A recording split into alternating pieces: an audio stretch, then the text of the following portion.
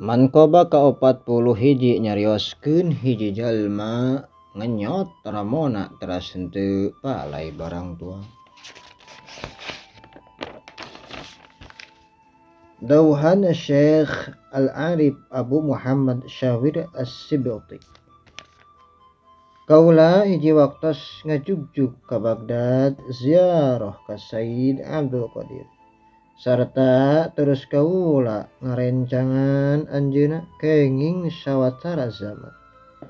Barang kaula rek balik ka Mesir teras unjukan ka guru kaula Sayyid Abdul Qadir.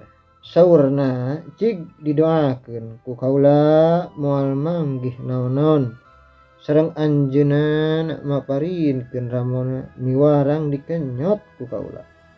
Teras ku kaula nyata dikenyot sareng anjeunna wasiat di jalan ulah rek jajaluk. Tidinya teras kaula indit di Baghdad tamekel naon-naon ti sabarang kaula jung indit di Baghdad. Nepi ka datang ka Mesir henteu ngarasa hayang barang dahar atawa ngarasa dahaga. Nepi kakuatan kaula kajag-jagan kaula henteu kurang naon-naon. Subhanallah.